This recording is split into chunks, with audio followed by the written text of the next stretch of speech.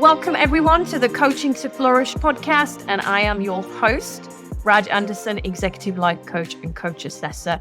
And as always, I'm delighted to be here with John Andrew Williams, who is the founder of Coach Training EDU. I know that we're going to be listening to a demo again today, but is there anything you want to share with us at the beginning in terms of new insights or new learnings since last week or thoughts? Nothing terribly, except I would love to get other people's recordings on here too, to listen to them. That'd be fun. And it's amazing. Like, I feel like this is improving my coaching. So these sessions here are also improving my coaching. So I feel pretty good about that too. Yeah, that's it. Like, if anyone has any recordings with you and a client that you want us to review on this podcast, please bring them. That'd be fun. I agree. And all levels are welcome. So don't feel pressure that you need to be at MCC level. We want to see different levels of coaching as well. That's how we learn and grow, don't we? Absolutely. Ready to dive in? Let's do it. Let's do it. Okay. All right. There's me and Allyson. Looking very happy. It's good. Good start to a coaching session. Here we go. It is. So, what would you like to, how are you? I'm doing well. And then we'll go what you want to focus on. Yeah. And it's kind of miraculous, but I am doing really well. So that's good. And I think so a while ago, Hannah did a session on a word for the year. Mm-hmm. And so I actually want to be able to revisit that. The word that I selected is emerge. And I do see this year as a means of emerging. I'm a full-time caregiver for my mother, along with my husband, and we also have a 15-year-old. And so 2023 was really focusing on a lot of their needs. And so 2024 is actually emerging and focusing on something a little bit different, along with bringing everybody along. So that other part doesn't go away. It's just I'm exercising being differently. Right. And so, and that includes even being as, a coach and building a practice and building sort of developing a presence that I feel good about. So that's really what's on my mind, and particularly here I am in January of 2024. So right. I want this year to be different. Of course. And how could we measure the success of our time together? I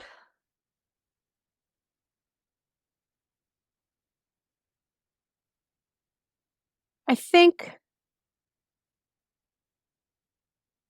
it can look different ways. Either I have a sense, sort of a sense of what 3 months down the road will be like, or even some just solidifying some of those qualities that I want to continue to develop or actually really resurrect and just make it, again, me, as in just a way of being. So it can be a combination of just exploring, solidifying, and some, just a sense of, yep, this is the direction, or it's a little vague, but. What's the most important aspect of that vision, that 3-month vision? I feel I've made a lot of progress, and that's a blessing. And so I don't want to lose that. And the fact that I have even that fear, to me, signals there's more to cultivate. Yes. Yeah, go ahead. No, go for it. Yeah. another importance is that, I'm really good at thinking in the abstract. Um, and what I've committed to is really putting into practice, and the being is connected with the doing. I want that to be aligned, and and that will show up as, a successful practice, for example, with the coaching and being part of a community of coaches and clients, and, that is meaningful to me, and just contributing. Right. Um, so it's all mine. Like, it's not related to my family. I want to stop here for a second. Yeah, Raj, what do you think? I like the way you were going through the time model, because you asked the measure question first, but then you ask that, what's the most important aspect of the 3-month vision? Mm-hmm. I think I often flip measurement and importance in time model. I think I do it more. I think I go for measurement more than importance first. I don't think, I mean, I think the two are interchangeable. I see no, the acronym topic, importance, measurement, echo. It's helpful to, keep in mind, those four aspects of it, but I see no real benefit of using importance before measurement or measurement before importance. And it worked, didn't it? You could see here. Mm. I will say, coaches who are listening to this, who are still not familiar with the time model and are trying to befriend it first before you start switching. I see, as an assessor who talked to somebody about it today. But once you know it, you know that you're going to do it, and you've befriended it. It is easier to swap between it, isn't it? And you can see how it still works. Yeah, I mean, I think that the idea, I mean, each aspect of it, we could spend 2 hours just talking about the first 5 minutes of a coaching session. I think the important aspects of this, well, we talked a lot about a lot. So the measurement question, I really like it. I feel like it gets there really quick. Uh, it worked here. Interesting on this one to me is that interruption where I interrupted her, but then let her continue. Um, I don't know. I mean, it's interesting. It's interesting for me to hear that. I remember even thinking in real time, like, ooh, I stepped on something. But then I give it back to her and she went for it. She's also a trained coach. So you can also hear all of the coaching ideas in what she's talking about, the alignment of being and doing, and being part of looking at it as really building a community for herself. Um, yeah, I mean, I'm just hearing a lot of coaching concepts even in her answers. The other thing I want to point out, and I've shared this before as well, is your presence, John. Right? You're there and you're present, and I can see how you're listening in that moment. And I had a question today about making notes. Right? So it was first overview with new coaches, and I said, you'll see, John, you don't make any notes. I've never seen you make any notes. How are you able to, and I know that is level 2 listening, but retain what you're hearing? When I was running my practice, a lot of the work I did with teenagers, and so the last 5-10 minutes we'd spend writing up an email that we were going to send to their parents, and we'd go over like what we talked about, action steps, topics, and then I'd show it to my client so that they knew what was being shared. And when I was working with executives, we did the same thing. We wrote just notes like, so what do you do? What was our topic? What are you looking at? But in mid session, I rarely take notes. I just don't. I find that when you're listening level 2, you don't really need to take notes. There's something about the memory that it bypasses our personal filter of whatever we're trying to, whatever perspective we have, limiting belief we have, how this applies to me. It's, all that noise goes, you just avoid that noisy filter. I find memory is so much better when you're listening level 2 than when you're listening level 1. I know you've experienced it too. It's pretty common. I mean, this is a very common phenomenon. So do I like taking notes during sessions? No. Have I listened to other coaches take session notes? Yes. Do I think that there's a hard rule to not take session notes? No. Would I recommend taking session notes? No, not until the very end. But is it, a terrible, terrible thing? No, it's not. Practice being present is what I'm hearing from you. So. You can hear coaches take notes. Like, you know what I mean? Like, when you're listening to it as an assessor, like there's a certain cadence to a coaching session that has notes being taken, and when there isn't.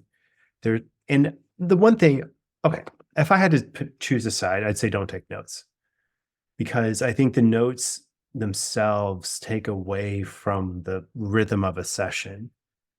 Like I'm so over there listening, even now listening to her, right? Like even now I'm listening to her. I'm thinking, oh, this is fascinating energy. Like Allyson has, it's just fascinating. I can get into it, but you know what I mean? Like we have a whole thing to listen to, but you're hearing her, someone who is extremely accomplished. Like there's a confidence in what she knows she can do, but also an awareness of the challenge level that she's up against. And so when you really put herself in her shoes, you can hear it. I don't know if there's any room for note taking in that.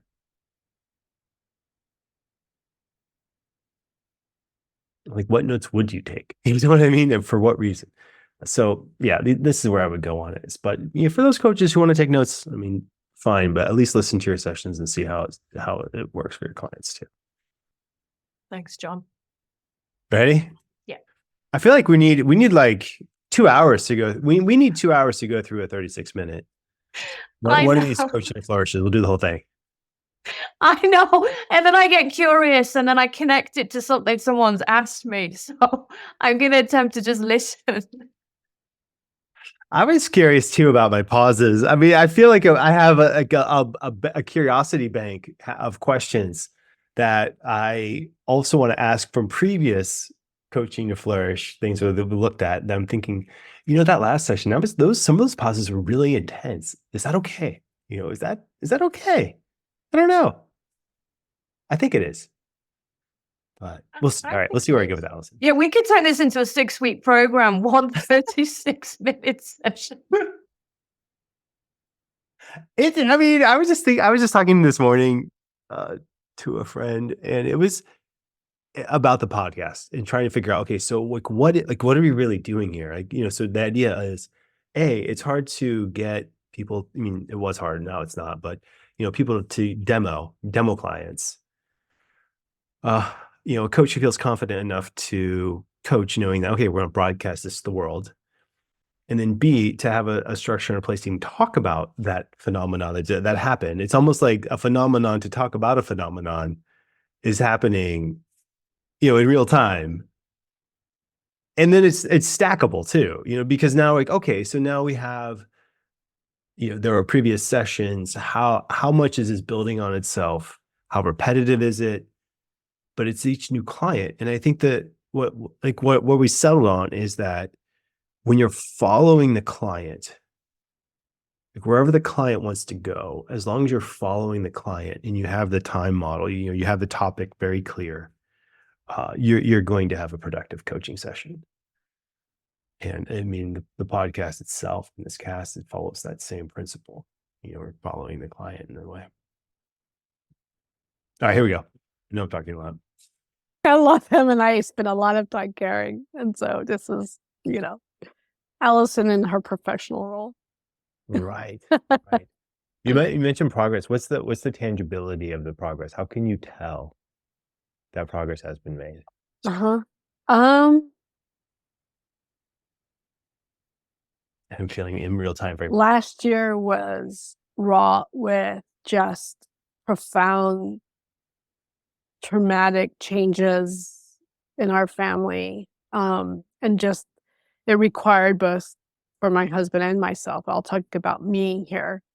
Just it rocked our boat. And so um I couldn't even be thinking the way or even feeling the way that I think and feel right now 4 months ago. And so the fact that I can dedicate time and, feel that concentration, act on it, and also building that vision for myself is really delightful. Yeah. And also it's new. Um, probably since COVID, honestly. So last year was difficult, but actually it's not just, an isolated event. I mean, it was a culmination, really, as a climax.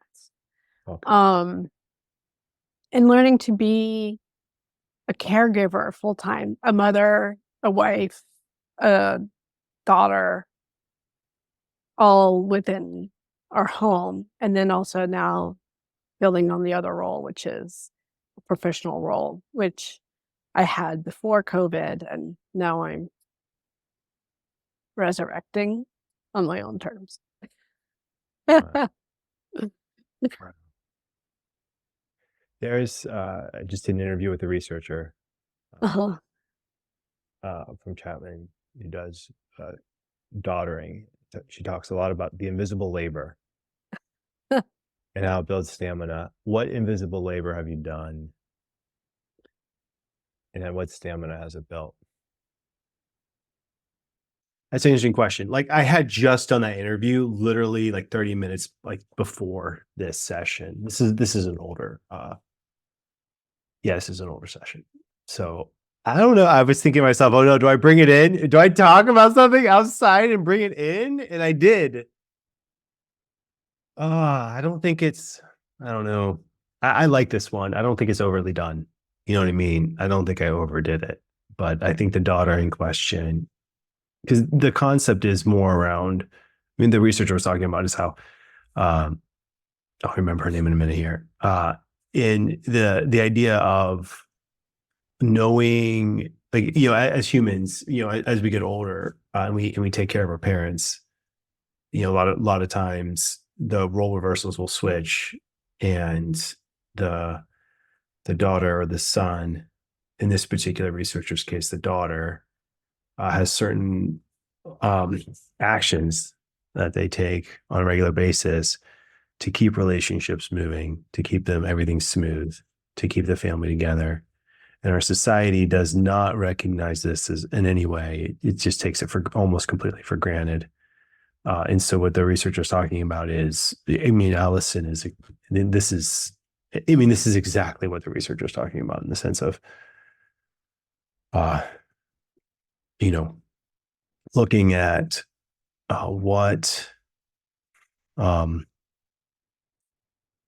what steps she's had to take in the past year to hold this whole thing together. And here she is. I mean, it's almost a textbook of what was talked about. So, yeah. What are your thoughts? I think it was perfectly aligned, actually. As you said, it would be concerned. It's not like you listened to something that wasn't connected and you thought, all right, I was in this interview. Let me bring this in now. This was perfectly aligned. I mean, it couldn't have been the fact that you listened to that, you were part of that interview 30 minutes before, and here it is. This is the theme and the topic that's showing up in what she's talking about and exploring. And you said it succinctly and then opened the question out. So it's not like you went on and on sharing your own. You didn't make it about yourself. You used the example and then you handed it over to her. Yeah. Her name's Allyson. Allyson Alford was the researcher, and it was the idea of. I mean, I think this is, if you're going to do it, this is how to do it. You know, if you're going to bring something outside in, this is how you would bring something outside in. I think it was one sentence, one question, made sense. It was perfect. Let's see how she takes it. Like, and I'm actually quite proud of, the researcher interviews lining up with the coaching to flourish. I mean, this is pretty fun. So here we go. Being a daughter, like Mhm. being a caregiver daughter. Um,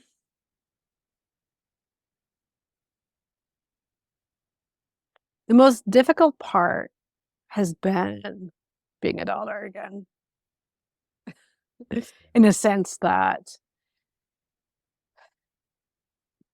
old habits, and yeah, I crossed a continent. I grew up in France, and you know, moved to the United States, like pretty far away. Um, and for most of my adulthood, we lived on two separate continents, and we had a relationship that way. And so suddenly, for her to be in my house was a different matter. So learning that and then questioning those old habits, right, takes a while to get there. Yeah. Um, and then going from, yes, being a daughter doesn't change, and I'm also parenting my mother, taking care of her, um, telling, like, actually, this is not a good idea. Let's do this instead, or you have a choice. You can do this or this. What do you want? Like, so I'm the mom as well. Um, She's describing it and as textbook. You know what I mean? perpetually interrupted. And so really finding a way of, you know, developing boundaries that perhaps we never really had. Um, so is a Uh, work in progress. It's I think, Raj, probably is a good stopping point just for the sake of time and our time. I mean, this is, yeah. I mean, wow. I mean, firstly, as well, I mean, if Mhm. Allyson is listening back to this now, I mean, I want to acknowledge her openness and her honesty and so real and vulnerable. And I just want to keep listening to it. Yet, what that question also opened up, you said, if you're to bring the outside in, that's the way to do it. So we definitely want to capture that clip because that's such a great example. And you can see it here, how it's landed and all of these things that she is now opening up to from that. Yeah. I mean, the concept itself, it's almost as if you can see it in real time. Her acknowledgement of, yeah, yeah. Wow, I have had to do some work. Like, and it's not just the practical, it's the inner work too of I have to face things, old habits, old patterns that I thought I had grown out of, grown through. And here I am in some odd role reversal. It's such an opportunity for healing, so many levels. And I think this section too shows how a coaching session is not therapy, but coaching can be therapeutic. And the understanding of, okay, so this is how a coaching session, mindfully, ethically, uh, looks at what was happening in the past, doesn't diagnose it, doesn't, we're not, psychoanalyzing anything here. It's more around what have you noticed in the invisible labor of daughtering? How does it build stamina? And what do you want to do with it in the future? She goes for it. Very generous clienting. It was just wow. And the realizations are happening as she was processing that out loud. It went from learning how to be a daughter again, living on different continents to, oh, hold on, there's role reversal here. And now I'm in this parenting role. And now we're just starting to land on boundaries here as well. Right.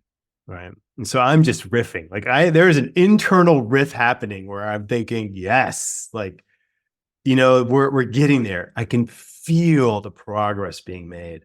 And I know, yeah, this coaching session is like, she's already, I mean, even then she's like, yeah, boundaries, work in progress. So even her saying these things to another human being is moving the ball forward. I know we're going to go into listening to part 2. We were listening to Allyson, weren't we? Yep, I have it queued up. So let me get it there. All right, perfect. Just want to press play, jump in. It's not, so it's definitely a work in progress.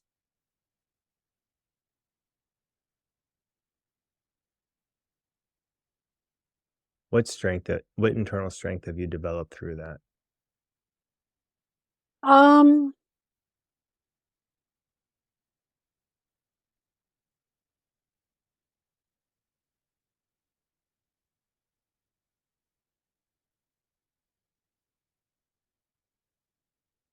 I don't know. When you used the word stamina earlier,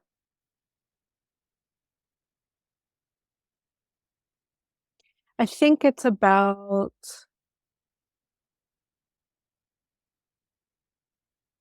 this is not the entire thing, but I think one element is working on a different narrative. Mm. So,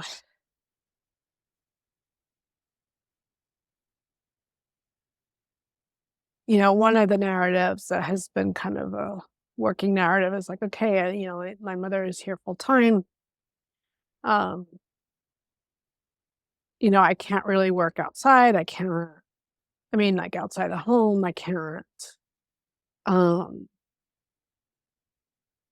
just saw my world constricting.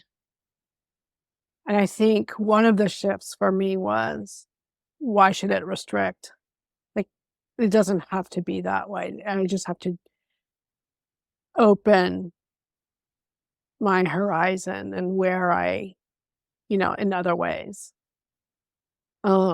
And so I think I would say that right now I'm retuning the narrative. Wow. And that's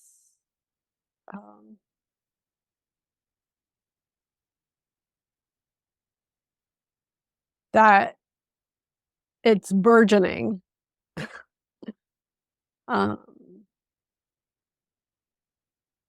It's good, but it's burgeoning, and I see it as a tangible thing. It's just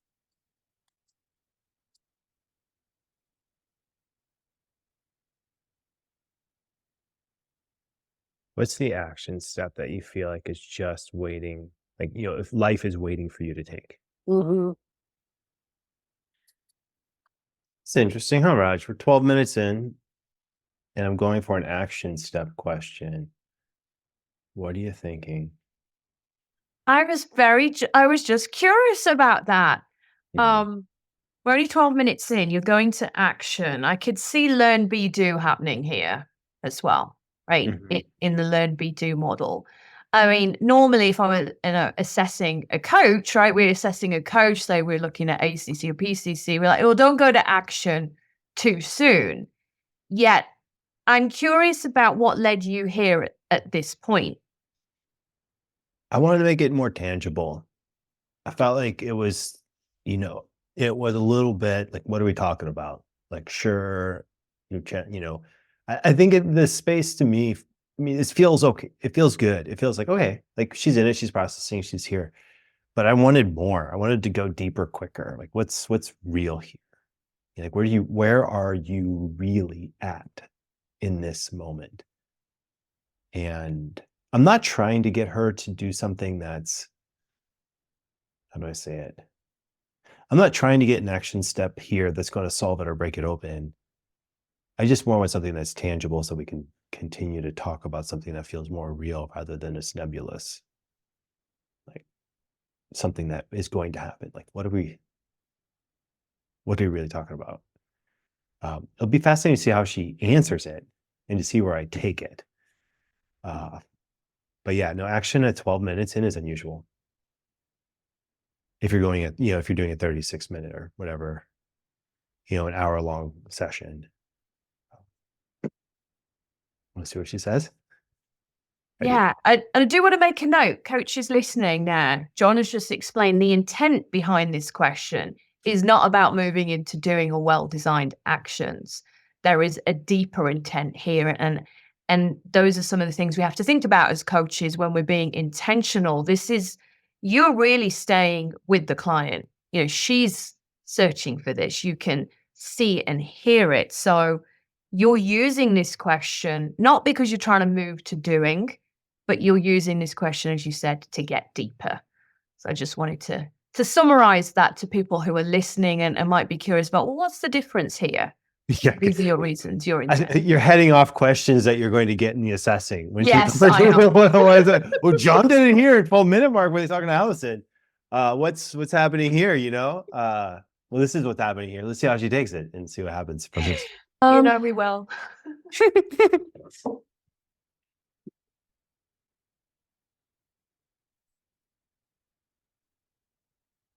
Not sure how to put it, but really engaging in full as a coach, as somebody who has something to share, who has knowledge. I was in education professionally, using the strengths developed there without having to be in education. I am in education, but not the way I was. Yeah. Part of what I'm enjoying is rediscovering the stuff that I love that was before attached to my position, and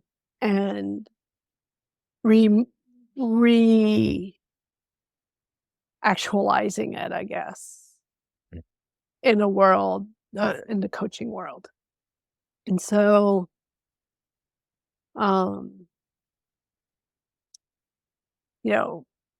taking the risks and, call it this, just jumping into it,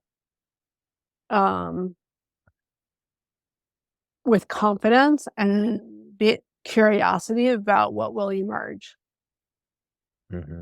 So there's no action step in that. Isn't that fascinating? So what do you do as a coach? Right?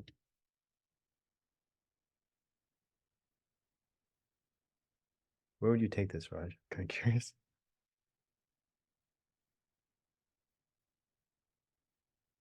I'm still curious what's beneath all of that. She's reactualizing it. She's still looking for curiosity. She's curious herself, isn't she? I'm not quite sure she's certain what that tangible bit is. So we need to dig deeper in terms of what all of that means to her. I'm still curious as well earlier if she was using language around this different narrative and almost feeling restricted. Yeah, I think what I'm yearning for as a coach is what are we really talking about? Like what is it seems like there's a lot of dancing around something, and I'm not sure what exactly we're dancing around. And I mean, I have ideas based on other sessions I've done, like what I know about, I have ideas of what she's talking about.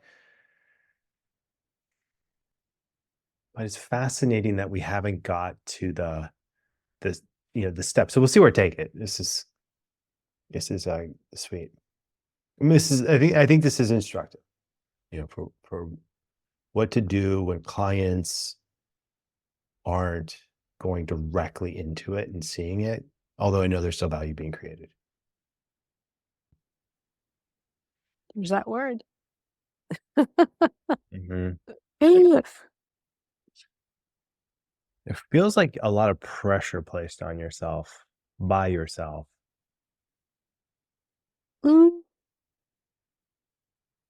I'm trying. I'm fishing. I'm not feeling it as pressure. Yeah. What are you feeling it as?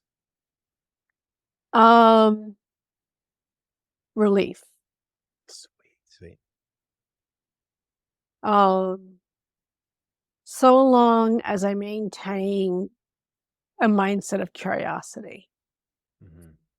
So I think part of it is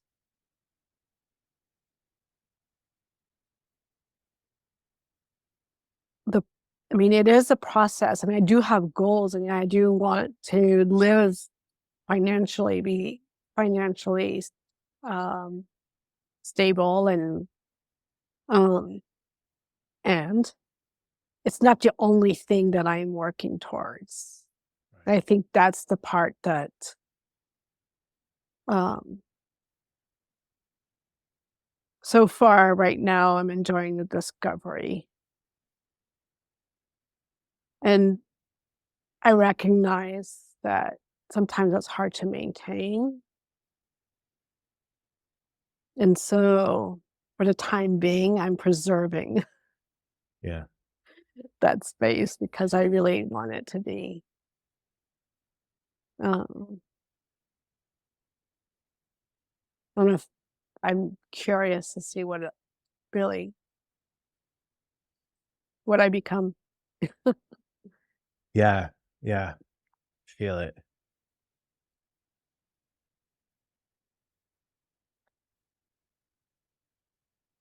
When you get curious about the fear, if you're personify the fear of loss of Mm, the space, what comes up hmm. Um, at this point?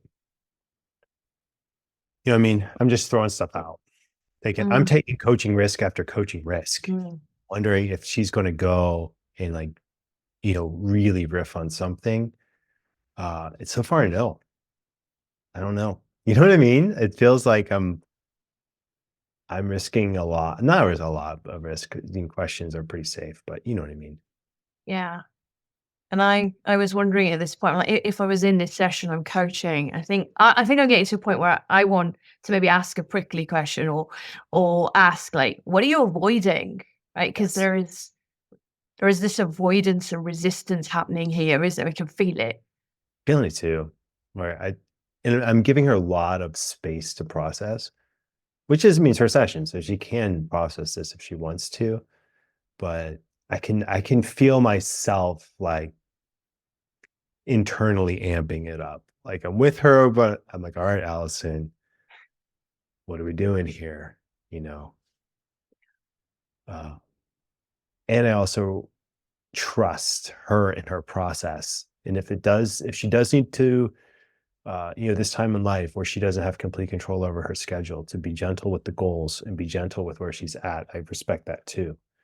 So that's the balance where I'm at, where it's like, okay, how much do I push her to take that, take that step if she's wanting to, or just give her space to process where she's at.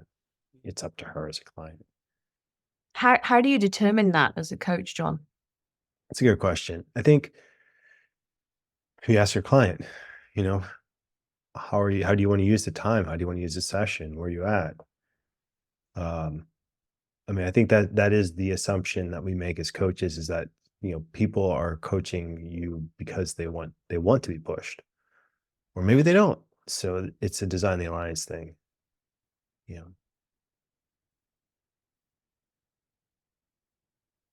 let's listen a couple more times and let's jump to the end, because I want to get through these in this podcast, so we don't have these one coaching session takes 4 weeks of time to go through and finish it out. So we'll see where I go from here. Then we'll jump in and see what the energy's like. For those in the training or alumni, you can watch the whole demo all the way through. This one's instructive. I think it's fascinating to me is I'm asking almost more doing questions at different times. I'm asking questions about like pain points, and she continues to go like coachy, very coachy. Like, this is my being self. Let's talk about narratives. Let's talk about all the very coachy things. And I'm trying to almost I found I'm not breaking rules on this, but I'm definitely moving towards more tangibility in this one. Or I'm wanting to move to more tangibility, where I feel like a lot of times you you have to go the other way. You have to go from tangibility to character traits, or tangibility to what's that internal story. This one's interesting because now I'm throwing a tool out and I'm asking her to personify the fear. I think I'm just yearning for something tangible. Let's see what happens.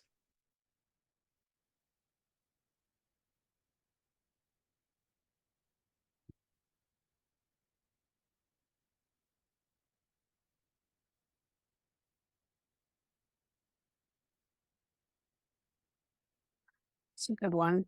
It's a long pause. The fear is definitely there.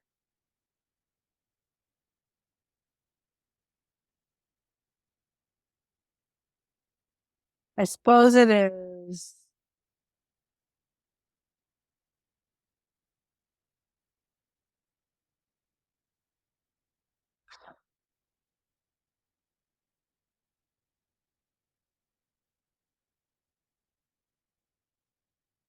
the one that doesn't, or some,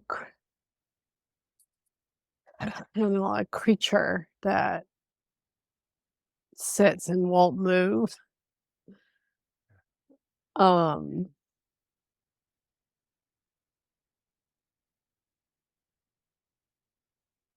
you know, it's a voice that says, well, what if you really don't take off? Um,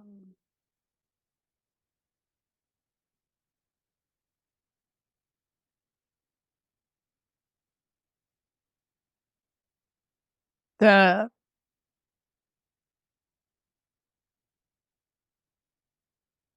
there are things that can happen. I think that, both for, well, members of my family that will put a pause on this work that I'm doing. And maybe part of the fear is that I won't be able to continue, or that you know, those are events, but then there's all that repercussion. And so finding my footing again, that's how I think of it. Like, I know I'll be interrupted, but it's about finding my footing again. Um, so maybe it's a little ugly thing that floats like kelp in the ocean, not the kelp that's really rooted, but something that's just sort of Yeah. adrift. And we got there. Woo! Oh, I had to work. Oh, I had to work hard. Yeah, Rod. What do you think? I just love that question that you asked about personifying the fear. And in the interest of time, I'm not going to say too much because I know, John, we could talk about this for another 10 hours. So We might have to just pause it here and I finish it out like solo next week. That might be the thing to do. Yeah, let's do that. No more rushing. I'm trying to not my own rule is limit the number of fire drills and don't rush if you don't need to. It's what I've been leaning into as a human lately. So what are your thoughts as you just heard that back? Oh, I feel like finally we have something tangible that we can then work with.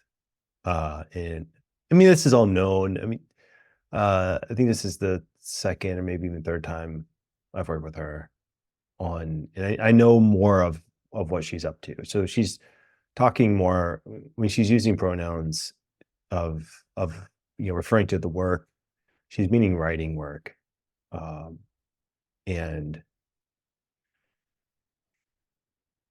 I think here it's the challenge is being interrupted, constant interruptions. So now to me now the session has a contour. It's like, all right, now we're looking at how can she get back to where she needs to go, recover her focus, recover her work, recover more quickly. And now we have help as a visual. I feel like the coaching session now has a clear path to go down. Yeah. That really, it kind of shifted it and unlocked her as well. And put it into perspective, we are still not even 19 minutes in, and Yeah. you have only worked with this client a couple of times before. And so this demonstrates that the power and impact of coaching and being able to go deeper, but also where your intuition was telling you that you knew, you could feel it, that there was something more, and you weren't keeping it surface level, and you weren't prepared to take those risks as a coach.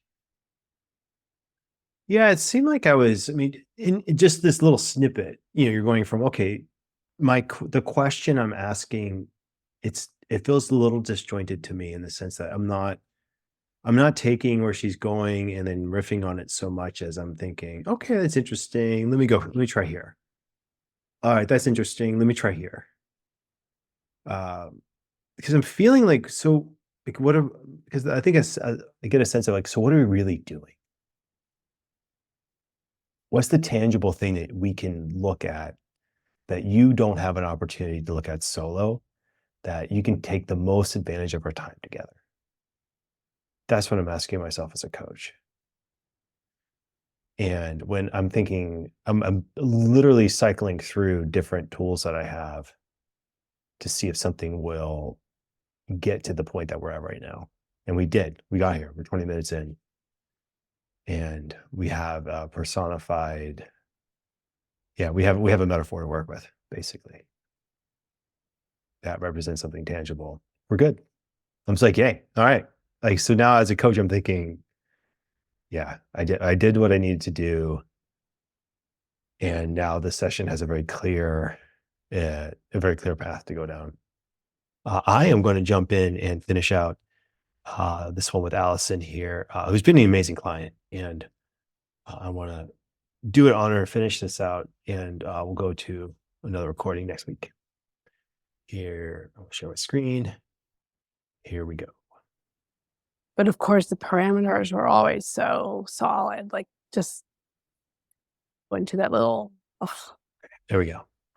where's the inspiration kind of thing. And so it's just about doing it, letting go of any kind of perfectionism that always gets in the way.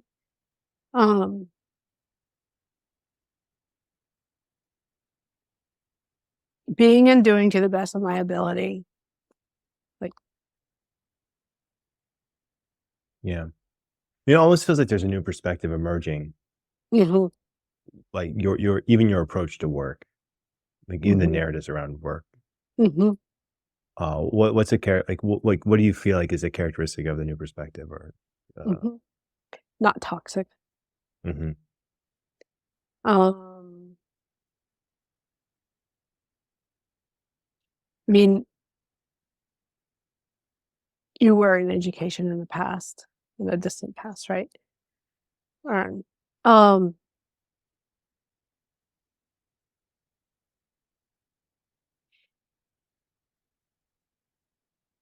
actually rediscovering what are my own terms.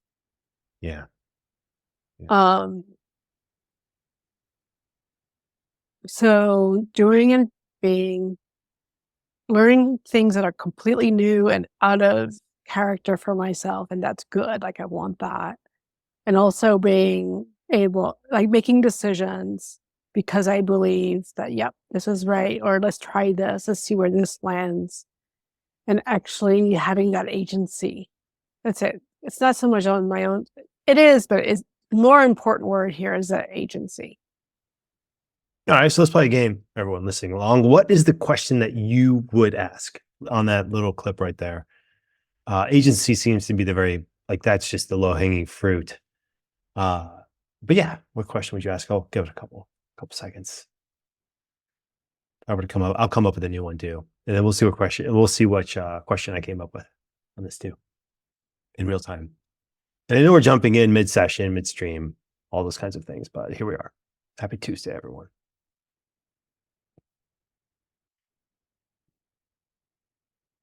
I'd ask her something around what are you realizing about your agency, or what kind of capacity when you lean into trusting your capacity, which to me, agency, capacity, they're synonymous in a lot of ways. If we're looking at how you can, when you trust your capacity, it's a different thing than trusting the results, or trusting in you're doing. It's your capacity also includes learning, it includes being, it includes different perspectives. I think there's another thing in there too. She said earlier about perspectives. It almost feels like there's a new perspective happening as my prompt. I was leading totally at that point in time, but I was feeling it. And I was hoping that she'd get to some place, because I'm looking at this thinking, okay, probably 5 to 7 minutes left in this session. I need to get her to a place where we can start to define this perspective. Once we define the perspective, then we can move into action steps. I feel like the discussion at this point so far has been pretty solid. She's been, it was a little nebulous. We made it real. She's processing. You can feel value being created. And at this point, I feel like pieces are coming together. I could see mine going for a naming of it now, or asking more capacity. Let's see where I go with, and see where she takes it. That's it. Right. Because I've not felt, I haven't had, that got really interrupted. Yeah, for sure. And so, or I don't ask anything and I just let her keep talking. So we'll play again with what question would you ask now when she's really, really finished, and we'll see what happens. and when I loved so much of what I did in education, but of course the parameters were always so solid, like just, and the mindset that you develop, it is unhealthy. And so this is about redesigning the mindset and acting in a world with a different mindset. Mm-hmm.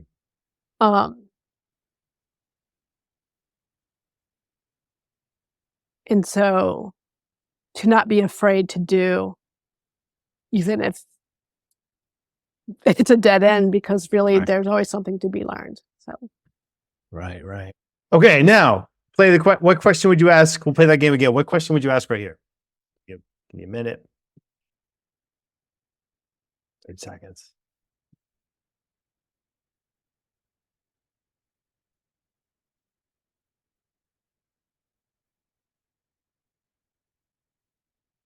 Okay.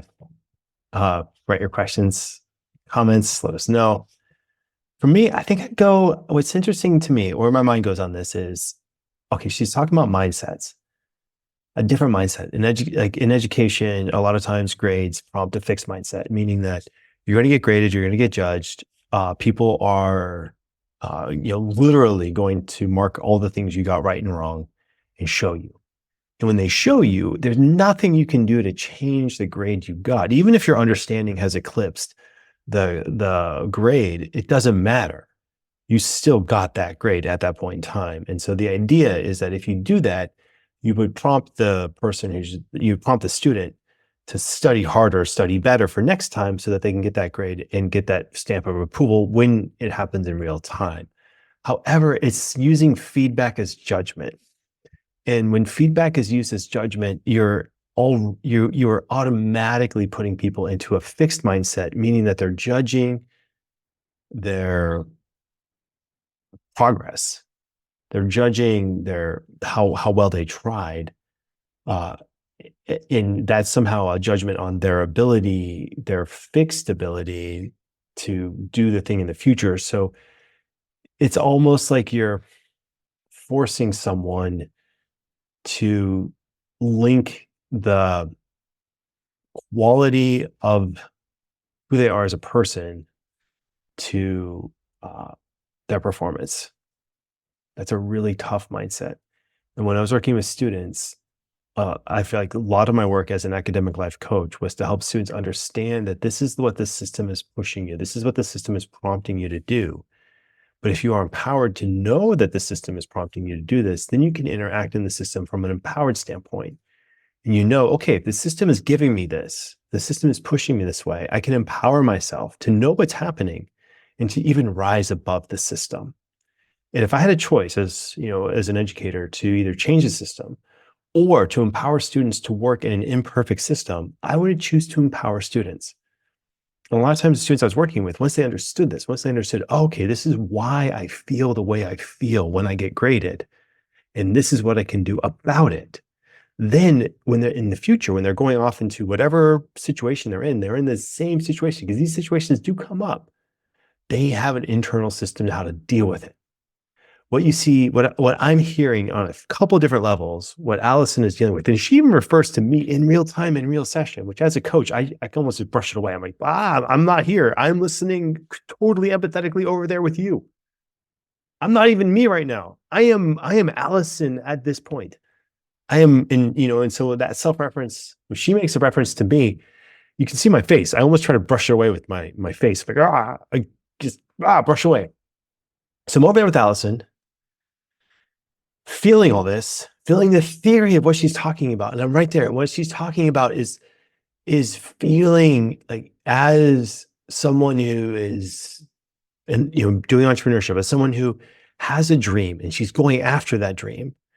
And she's dreaming and she's doing. She's stepping into that dreaming and doing space. That space requires a different perspective. It requires a perspective of when you get the grade back from the teacher, say, okay, cool, thank you. This is lovely. I'm going to take the test again. Give me the test again. I'm going to take it right here. Serve it up, and then, do it again. This is the perspective it takes to establish a successful life coaching practice or business. It's okay. I need to get clients. I needed to build a website. I need to do the marketing activities. I need to do the sales activities. I need to make sure that when I'm coaching, I'm 100% there with my clients and doing the things I need to do. Excellent. Those are things that need to happen. If you don't do them awesome the first time, that's okay. You can rinse and repeat. And the focus is on the rinse and repeat, not on trying to get it done perfectly the first time. It's impossible to get it done perfectly the first time. And it's all about the rinse and repeat. And so what Alice, you can almost feel her wrestling with this in real time in this session. And she's doing beautifully at it. And we'll see where I take it. So all of that's happening beneath the surface. The question I would ask is, what is the primary characteristic of what you need to step into? That's what I'd go with my question. We'll see what I asked back when I was sitting in the coach seat.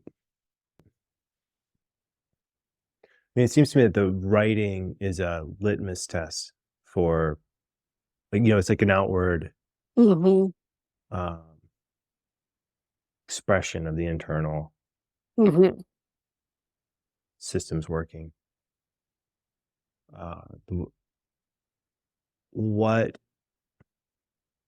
Let's say between now and 2 weeks, what are the we'll call it gentle goals that will test the efficacy of this conversation? I like that question. It's not my favorite, most elegant question, but it's okay. I like it. The preface is interesting. I'm usually not a fan of prefaces in this, but I mean, like, hey, let me explain where my question is coming from, or why this question, or why this thing. I think I would have liked, listening to it now, a little bit of deeper dive and a more clarification of defining the perspective that we're going to work with here. But this isn't bad. I'd say this is okay. If I were to grade it, I'd give it like a B+ in this one. But it's still pretty good. Not bad. See how she takes it. I'm just going to take the writing as an example, as a way for me to think about it. Yeah. Yep.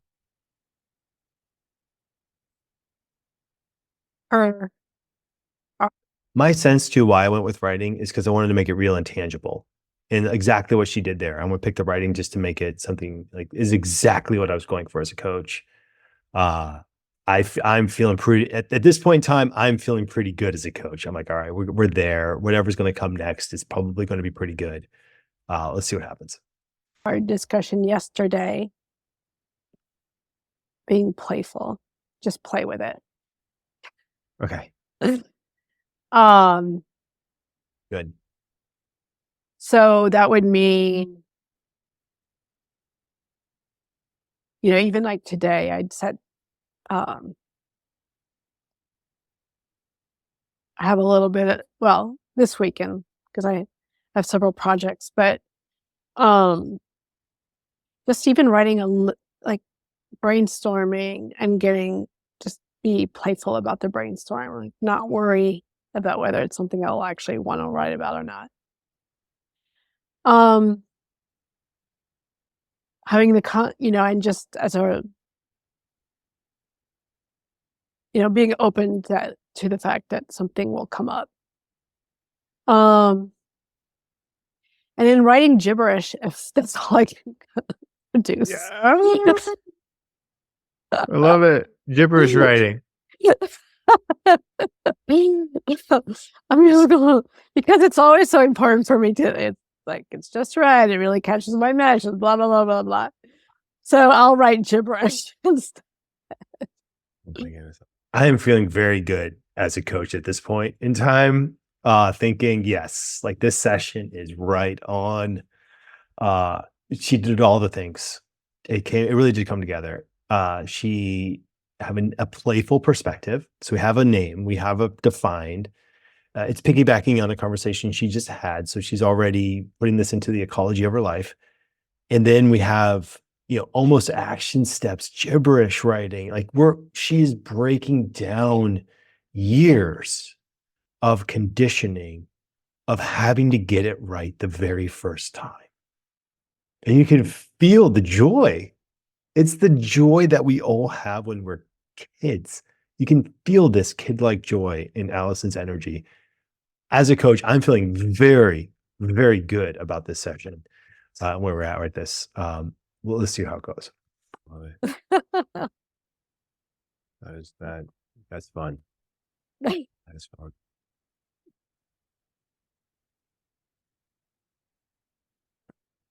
Anything else to wrap this up? Look at that. Oh, I like it. I like it a lot. That is I'm feeling confident. I think I know we got the thing. I know she knows where to go next. I don't want to push it in any one direction too far. I like this question. Anything else? I'm trying to wrap it up within, I know we're over time by a minute. We're 31 minutes into this. I'm trying to keep them to 30. We'll see what happens. I'm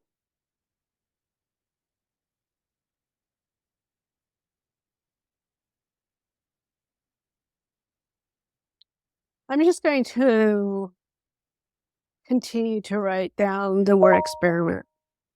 Mm-hmm.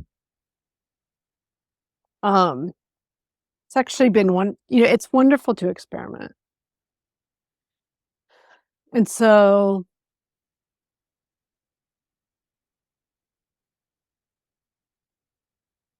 yeah, I'm just writing something down for myself, like just experiment with something new or whatever, or something familiar that,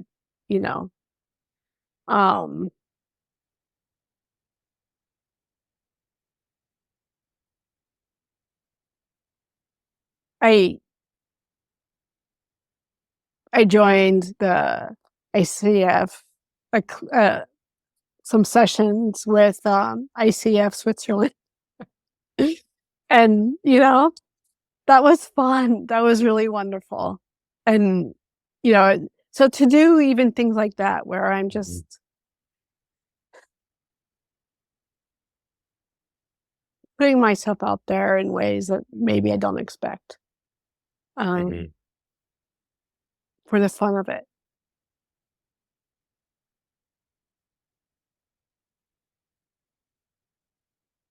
Mm-hmm. Yeah, where the playfulness becomes part of almost like a permission for playfulness becomes part of the purpose. Like Right. It's like, yeah, like Right. an essential part of the new narrative. Right. Why, as a coach, it's good. It feels good to nail it like that. Have clients feel seen and heard at this point. So I have two boys. Usually, I read them to bed at night, and the nightcap is usually a textbook type book. Like one of those a science picture book. Puts them to sleep. We'll go through different topics. It was astronomy for a bit. Then we went to plants, and then went to trees. And lately, I have this book that talks about all of the biggest scientific discoveries since the beginning of time to the present day, and give some context what happened before, what happened later. It puts them to sleep. It's amazing. And so one I read recently was about Francis Bacon. Sir Francis Bacon was in 1620 he put out a book, I think I don't know, it was a book, maybe it was a thesis or something like this, but he breaks down basically the scientific method. And the scientific method is broken down into three different things, where first you come up with an observation, and then you come up with a theory for that observation, and then you test your theory for the observation. This is around the time that microscopes are being developed, and all of a sudden you have the ability to see things smaller than you could ever see them before. And so you have this whole new world, like literally whole new worlds are opening up because you're looking at a droplet of water, which you think is just water. And then you realize there are all these little squiggly things in there. And oh my goodness, what are they? So it's ushering in the scientific revolution. This is 1620. Before that, in the Western world, you're looking at things like Aristotle, where the idea is if you have enough smart people debating about something for a long enough time, then you will eventually arrive at the truth through discussion, through argument, through deduction, these kinds of things. And Aristotle is a genius and a towering figure in Western thought. But you look at what Francis Bacon did about the idea of experimenting. So much of what we do as humans, even now, is still in that space of, let me try to figure it out before I even try something. Like, let me deduce, let me guess, let me say, this is what needs to happen. It's from a business standpoint, it's like, poof, you let it all go. And you just go for, you know what? Here's my observation. Here's my theory. I'm going to run this experiment and see what happens. If we break this down for Allyson, where she's at right now, the Aristotelian idea is, well, let me figure out like what I want to write about, like how it needs to happen. Like, there's a lot of figuring out, deduction, guesswork. From an experiment, scientific method standpoint, it's, I have this new perspective, this playful perspective. And this playful perspective invites me to experiment. It invites me just to try out whatever, and then I can create a theory for it. It's almost like she's creating a new theory of playfulness that she then can experiment in this next, 2 weeks, 3 weeks between coaching sessions. It lines up with literally a revolution in the way that we approach our lives. And it mimics the revolution from the Aristotelian ideas of thinking to the scientific method idea of thinking that ushered in the scientific revolution. So here we are, right? All of this condensed into a 6-minute so far coaching clip. All of that is happening beneath the surface, and then we're wrapping this up with what are the specific action steps. Okay, she's going to look at writing and I'm pushing her because I've had sessions with her before where we've had writing goals. I also introduced a little bit in there this idea of a gentle start, the idea of, okay, like let's try it. Your experiment doesn't need be this big bold thing. I found that the most useful experiments in my life, in the lives of clients I've worked with, are the little ones, the gentle start ones, the ones where it's like, where you think, I've had this amazing insight, I've had this amazing idea. Now let me see, what is the gentlest way that I could experiment and try starting this out to see if it's for me. That's it. So we'll see where Allyson takes it. And this is all the things I'm thinking about. Maybe not the Aristotelian and Bacon. This session was filmed before I just read this 2 nights ago. That's why it's also fresh. But the idea of, where Allyson is at, We'll see where I take it. I probably will take this to an action step, but we'll see. We'll see. If I were on my top of the game, I would say, okay, what are the action steps? Where are we at right now? We'll see where I can take this from here. Yeah, that makes sense. How do we do on the original agenda for today? I just wrapping it up. Good. I think part of what I'm understanding is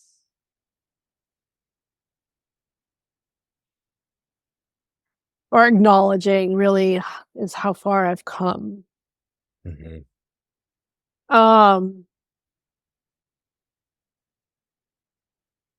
And also knowing I don't want that in and of itself to become its own tyranny. Yeah. And that playfulness is part of the next step. I really don't yet know what that next step is, other than combining sort of the doing and the being. But somehow playfulness is also an important part of it. Right. And so that gives me a framework to think about. Mhm.